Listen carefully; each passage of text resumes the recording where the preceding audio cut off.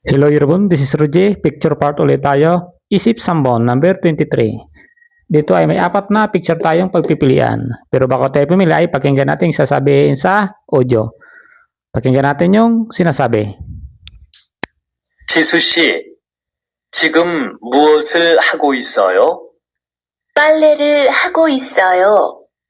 세탁기에 넣을 수 없는 건 손으로 빨고 있어요.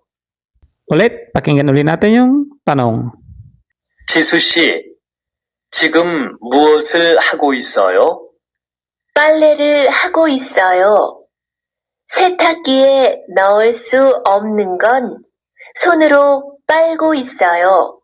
Ang tanong ni Namja, 지수씨 지금 무엇을 하고 있어요? Sagot naman ni Yuja, 빨래를 하고 있어요. 세탁기에 넣을 수 없는 건 손으로 빨고 있어요. Chisusi. Ang Chisusi ay pangalan ng tao. Chigum, now, mo, what. Hago isoyo. Ang ha ay galing sa hada na todo. Siya ay kinabitan ng kuisuyo. Ang kuisuyo ay naka-present tense. Ito ay ing. Pale. Ang pale ay naglalaba. Siya ay nilagyan ng object marker na rule. Ginawa niyang object ang pale. Hago isoyo. Tuwing. Naka-present tense. Sitakgi. Washing machine. No also omnonggon. Ang hindi mailalagay. Sonoro, ang son ay kamay, oro sa pamamagitan, palgo isuyo, nilalaban o naglalaba. So, tinatanong ni Namja si Chiso kung ano ang ginagawa ngayon. Sagot naman ni Chiso, naglalaba daw siya at nilalaban niya sa pamamagitan ng kamay ang hindi mailalagay sa washing machine. Ngayon ay piliin natin yung tumutugma sa conversation ni Namja at Yuja. Unahin natin si number 1. Sa number 1, si Chiso ay may hawak na walis. Ang walis sa Korea ay picharo. Siya ay nagwawalis. Ang nagwawalis sa Korea ay sulda. Sulda, yan ay naka-dictionary form.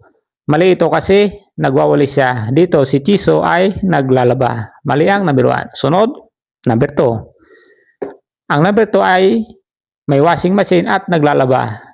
So, ang tamang sagot natin ay number 2 kasi naglalaba rito si Chiso. Ito ang tamang sagot. Tingnan natin kung bakit mali si 3 at 4. Number 3. Si number 3, anong ginagawa dito? Dito ay mayroong isang copy machine. Sa Korea, ang copy machine ay buksagi. Siya ay nagka-copy. Kaya mali din yung number 3 kasi naglalaba si Chiso. Sunod, number 4. Si Chiso ay nasa supermarket. Ang supermarket sa Korea ay supermarket. Siya ay nagbabayad ng kanyang pinamili. Kaya mali din yung number 4 kasi naglalaba rito si Chiso at hindi namimili. Ang tamang sagot ay number 2. Thank you for watching. Sana ay makatulong ang video na to.